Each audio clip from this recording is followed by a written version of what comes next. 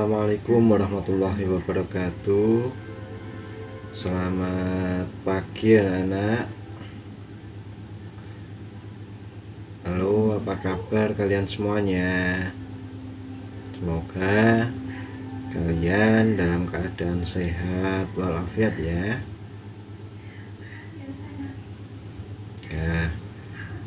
Anak-anak, seperti biasa sebelum kita mulai pelajaran pada pagi hari ini, silahkan kalian ketikkan hadir apabila kalian mengikuti kegiatan pagi hari ini.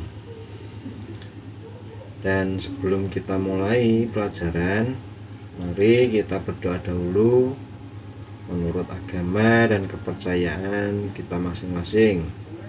Berdoa mulai.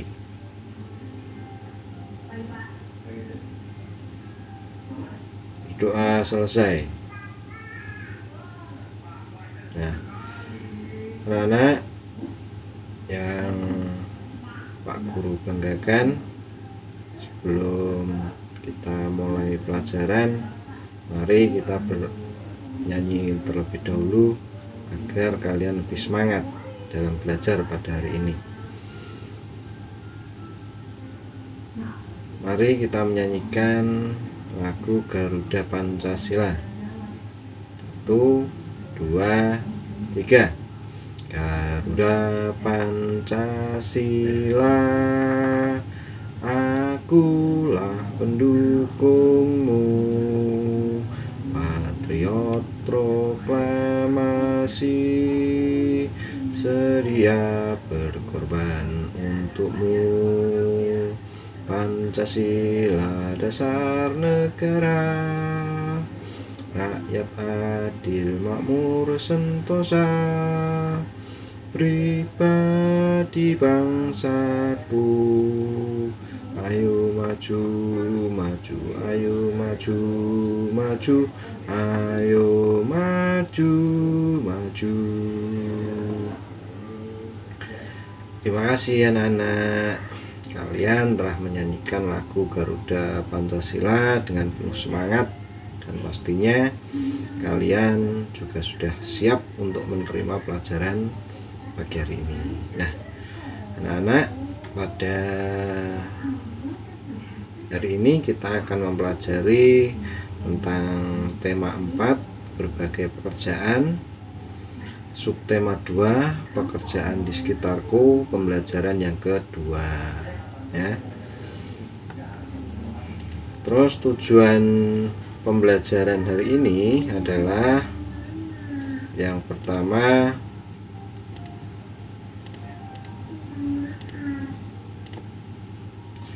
melalui kegiatan pengamatan tayangan PowerPoint yang telah Pak Guru share kemarin ya, siswa dapat menulis hubungan simbol dengan makna sila kedua Pancasila dengan benar. Melalui penugasan, siswa dapat menganalisis masalah yang terkait dengan sila kedua Pancasila dengan percaya diri. Yang ketiga, melalui kegiatan pengamatan tayangan PowerPoint, kalian dapat mengidentifikasi hal-hal yang diperhatikan saat menggambar dengan benar.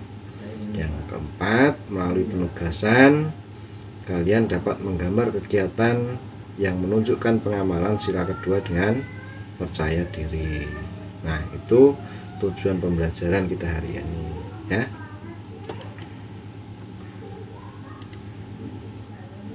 Nah, anak-anak, kita di hari kemarin ya telah mempelajari tema 1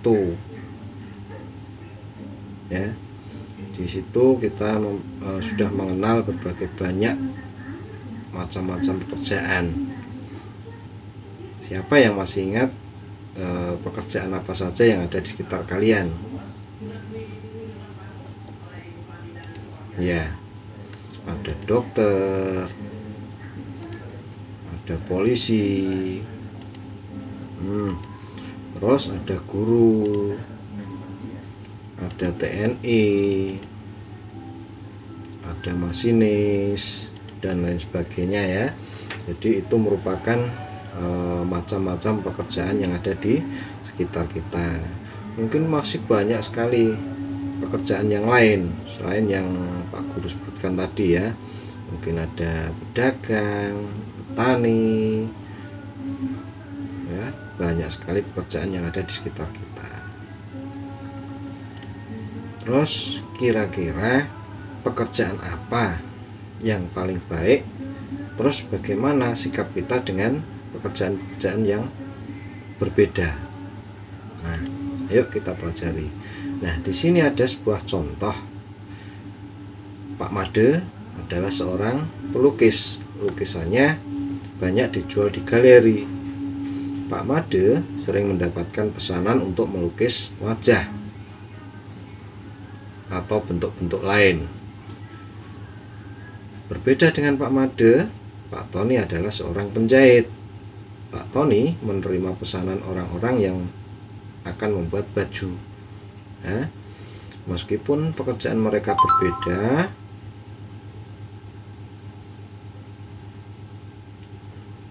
mereka berteman baik.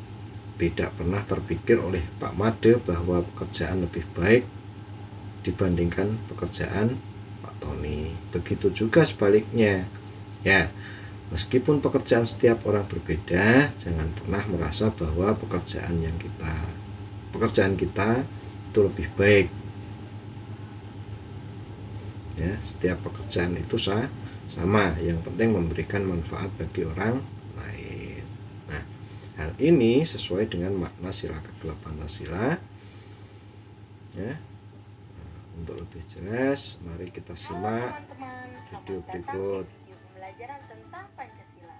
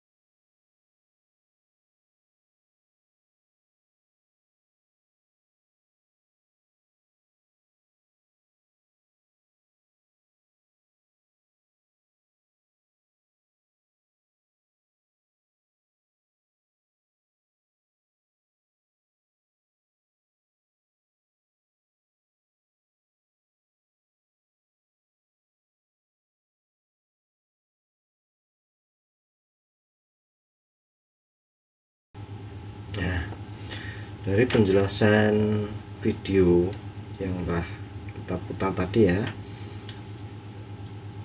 sila kedua itu dilambangkan dengan mata rantai.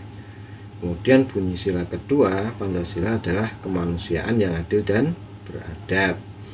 Simbol sila kedua ini digambarkan dengan mata rantai emas berbentuk lingkaran dan persegi yang saling berkaitan hingga membentuk suatu lingkaran. Terus kemudian apa makna dari lambang tersebut? Nah, berikut penjelasannya. Mata rantai berbentuk segi 4 itu melambangkan laki-laki, sedangkan mata rantai berbentuk lingkaran atau bulat itu melambangkan perempuan. Terus kemudian mata rantai yang saling berkaitan itu melambangkan hubungan setiap manusia di mana laki-laki dan perempuan itu saling membutuhkan dan harus saling bersatu agar dapat menjadi kuat seperti rantai ya. Nah, ini contoh penerapan sila kedua Pancasila dalam kehidupan sehari-hari. Yang pertama, menolong teman yang sedang terkena musibah. Terus membantu orang tua, memberikan sedekah pada fakir miskin, tidak merendahkan martabat orang lain, membantu teman yang sedang kesulitan ya. Masih banyak sekali contoh-contoh yang lain, silahkan nanti kalian cari sendiri. Nah, mungkin dari sampai di sini adakah kalian yang belum jelas atau mungkin ada yang mau ditanyakan? Silahkan.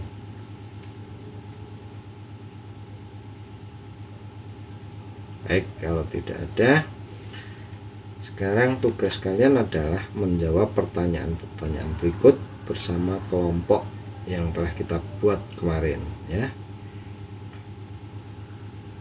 Kemarin kita telah membuat menjadi 2 kelompok ya, kelompok 1 dan kelompok 2.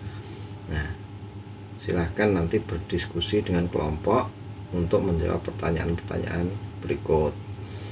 Yang nomor 1, apa simbol sila kedua?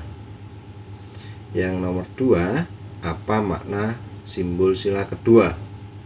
Yang ketiga, jelaskan hubungan simbol sila kedua dengan makna sila kedua. Yang keempat, apakah sikap Pak Made dan Pak Tony menunjukkan sila kedua Pancasila? Jelaskan alasanmu. Yang kelima, jelaskan hubungan simbol sila kedua dengan makna sila kedua. Nah, itu beberapa pertanyaan yang harus kalian jawab bersama kelompok. Nah, semua pertanyaan itu juga ada di buku paketmu halaman 60. Silahkan dibuka, nanti silahkan sambil berdiskusi dengan kelompok ya. Dan nanti jika sudah selesai berdiskusi, silahkan perwakilan dari masing-masing kelompok untuk menyampaikan hasil diskusinya melalui voice note atau pesan suara dan kirim melalui WA group. Demikian anak-anak ya, jelas ya, paham ya? Oke, silahkan berdiskusi dengan kelompoknya masing-masing. Silahkan.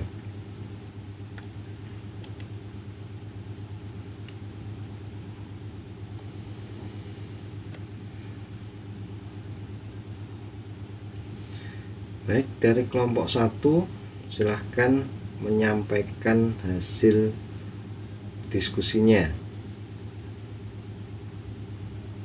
Oke, Mas Luki silahkan untuk mewakili.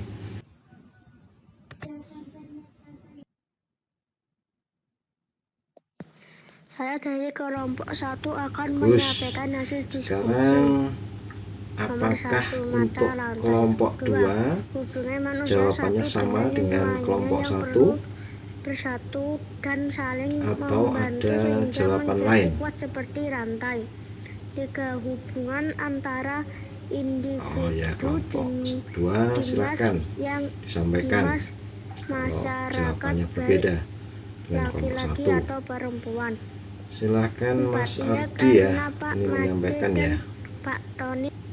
Rantai 2. Setiap manusia setara dan sejajar. 3. Mengutamakan kebenaran dan keadilan. 4. Perdamaian dan keadilan. 5. Berdamai dengan teman.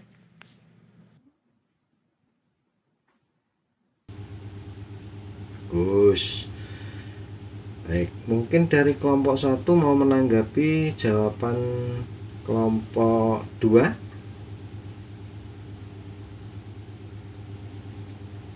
Oke, tidak. Kalau tidak ada, sekarang kita bahas satu persatu pertanyaan yang telah kalian jawab ya. Yang nomor 1, berbentuk apakah simbol sila kedua Pancasila? Jadi simbol sila kedua Pancasila itu adalah berupa mata rantai emas ya, atau berupa mata rantai saja boleh. Yang nomor 2, apakah makna simbol sila kedua Pancasila? Makna yang terkandung pada rantai berbentuk segi empat adalah laki-laki, sedangkan yang berbentuk lingkaran melambangkan perempuan. Nah, maksudnya kedua merupakan kombinasi yang saling terkait. Itu makna yang terkandung dalam rantai berbentuk makna dari simbol sila kedua. Terus yang nomor 3, jelaskan hubungan antara simbol dan makna sila kedua Pancasila. Ya, jawabannya adalah mata rantai berbentuk segi empat melambangkan laki-laki. Mata rantai berbentuk lingkaran melambangkan perempuan. Mata rantai yang saling berkaitan melambangkan hubungan manusia satu dengan yang lainnya yang perlu bersatu dan saling membantu sehingga menjadi kuat seperti rantai. Tuh. Terus yang nomor 4, apakah sikap Pak Made dan Pak Tony mencerminkan sila kedua Pancasila? Jelaskan alasanmu. Jawabannya adalah iya. Karena antara Pak Made dan Pak Tony, meskipun mereka berbeda, Pak Tony dan Pak Made tidak pernah merasakan bahwa pekerjaan mereka yang lebih baik. Jadi setiap pekerjaan itu sama. Yang penting memberikan manfaat bagi orang lain. Terus yang terakhir nomor 5, tuliskan contoh-contoh sikap yang menunjukkan sila kedua Pancasila dalam kehidupan sehari-hari. Nah, tadi di video juga sudah ada contoh penerapan sila kedua. Terus penjelasan Pak Guru tadi juga sudah ada contoh-contohnya. Apa saja? Membantu orang tua. Terus tidak merendahkan martabat atau menyakiti perasaan orang lain atau teman. Membantu teman yang sedang mengalami musibah dan lain sebagainya. Banyak sekali contoh sikap yang menunjukkan sila kedua dalam kehidupan sehari-hari. Baik, anak-anak, ada yang perlu ditanyakan sebelum kita lanjutkan? Oke, kalau tidak ada, untuk memperdalam pengetahuan kalian tentang pelajaran hari ini, silahkan kalian analisis kasus yang terdapat pada gambar di LKPD ya, yang nanti linknya Pak Guru kirimkan melalui WA Group ya. Silahkan nanti ini pribadi ya, sendiri-sendiri dikerjakan sendiri, bukan bersama kelompok ya. Jadi LKPD ini sistemnya online ya, jadi dikerjakan dengan menggunakan HP ya. Nanti silahkan dipahami bacaannya, kemudian baru dijawab pertanyaannya ya. Nah, ini linknya sudah Pak Guru kirimkan, silahkan nanti dibuka ya, seperti biasa cara membukanya, kemudian dibaca bacaannya, analisis kasusnya, kemudian dijawab pertanyaannya. Silahkan.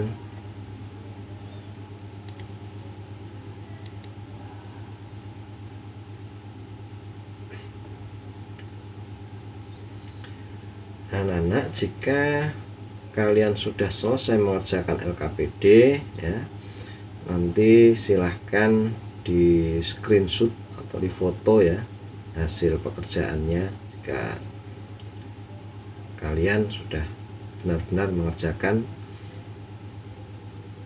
LKPD-nya. Terus kemudian kirim melalui WA group. Oke? Ya. Nah, anak-anak, ini sudah pada mengirim ya. Mas Luki sudah, terus Mas Aldi juga sudah, Opa baru masuk. Nah, ini yang dua ini belum kirim, ini segera ya, segera dikirim. Nah, sambil menunggu teman yang masih mengerjakan, di awal tadi ya Pak Guru sudah menjelaskan atau memberikan contoh antara Pak Made dan Pak Tony ya. Nah, untuk menjadi seorang pelukis seperti halnya Pak Made itu harus kreatif. Demikian juga kalian, apabila kalian ingin menjadi pelukis ya, maka kalian juga harus kreatif. Nah, dan untuk mendapatkan lukisan yang lebih bagus itu ya, kalian harus memperhatikan hal-hal berikut. Yang pertama, objek yang akan digambar itu berupa objek real atau objek imajiner ya. Objek real itu objek yang nyata. Misalkan kalian mau menggambar jeruk misalkan ya,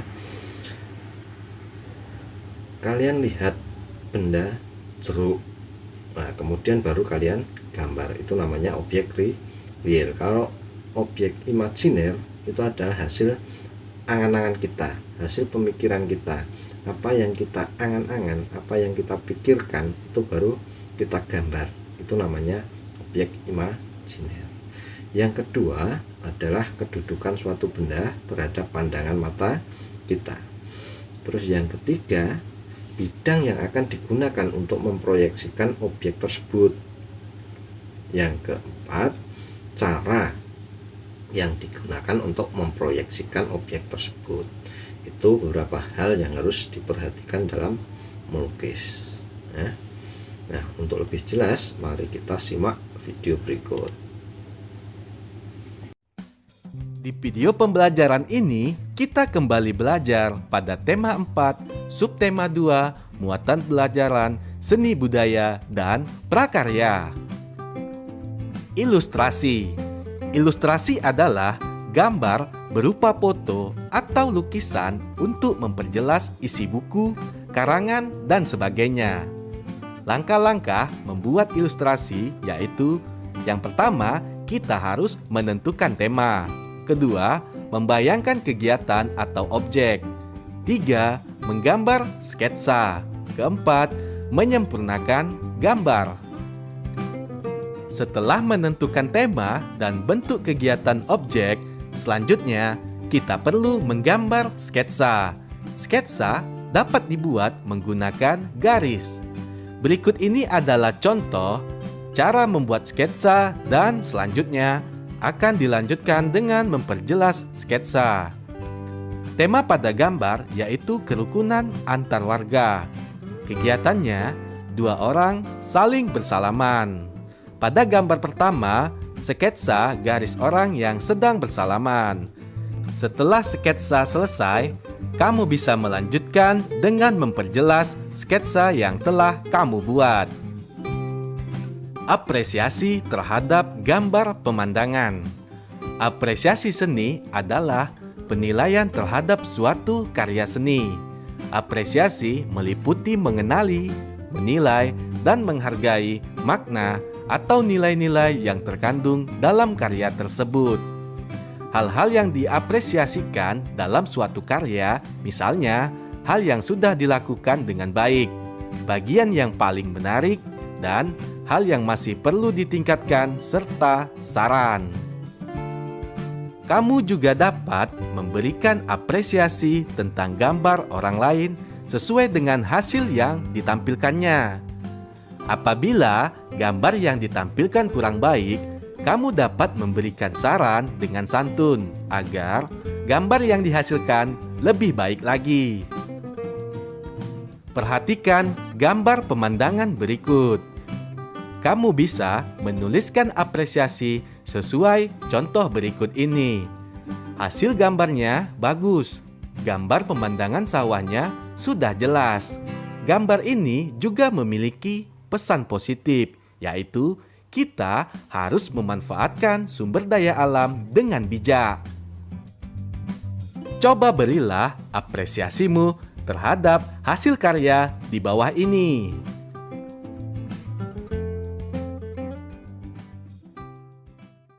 Sekarang kalian pastinya jauh lebih paham hal-hal yang harus diperhatikan di dalam menggambar. Sekarang silahkan kalian berangan-angan ya, tentang sikap pengalaman sila kedua Pancasila.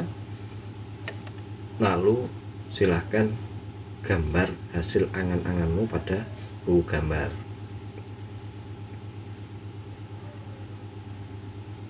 Nah, jika sudah selesai menggambar, ya, jangan lupa untuk diwarnai. Nah, di dalam mewarnai sendiri, kalian juga harus memperhatikan komposisi warnanya dan kerapiannya. Paham maksudnya?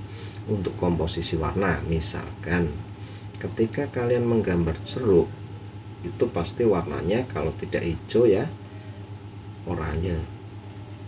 Nah, itu pasti warna jeruk, gak mungkin diwarnai merah, itu berarti tidak sesuai komposisinya. Nah, itu beberapa tentang komposisi warna. Untuk kerapiannya ya, dibuat serapi mungkin agar nilai kalian juga semakin rapi, semakin bagus nilainya.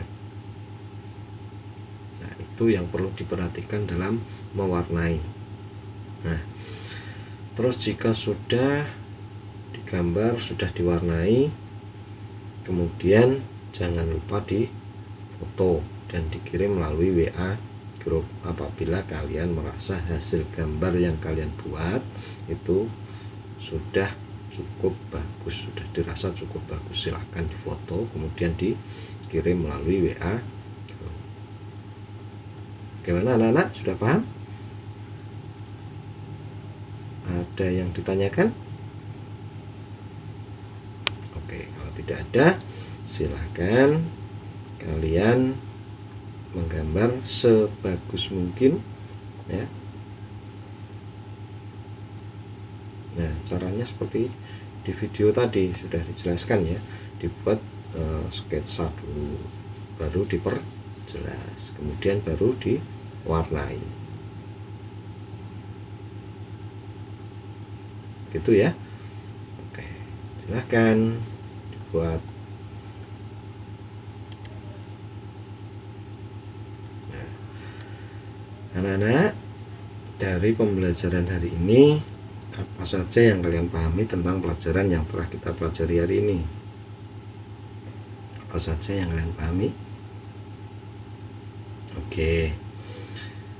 Terus yang nomor 2, adakah hal-hal yang belum kalian pahami dari pelajaran yang kita pelajari hari ini? Oke, tidak ada ya. Jadi semuanya sudah paham. Terus yang ketiga, apa perasaan kalian setelah mengikuti pelajaran hari ini? Senangkah? Mungkin sedih? Oke, senang ya, tentunya senang, dan pastinya kalian harus bisa menerapkan hasil pembelajaran hari ini dalam kehidupan sehari-hari. Kalau kalian sudah paham tentang contoh-contoh penerapan sila kedua, saling membantu dan sebagainya ya, itu diterapkan dalam kehidupan sehari-hari, baik terhadap keluarga maupun kepada teman, masyarakat dan sebagainya ya. Nah, anak-anak, demikian pelajaran hari ini yang dapat Pak Guru sampaikan. Dan sebelum Pak Guru akhiri, mari kita berdoa dahulu agar pelajaran yang telah kita pelajari hari ini bisa menjadi barokah dan bermanfaat buat kalian ya. Berdoa menurut agama dan kepercayaan kita masing-masing. Berdoa mulai. Selesai. Nah, sekian pelajaran hari ini, dan dari Pak Guru cukup. Saya akhiri. Assalamualaikum warahmatullahi wabarakatuh. Selamat berjumpa hari esok, dan selamat belajar di rumah. Tetap semangat.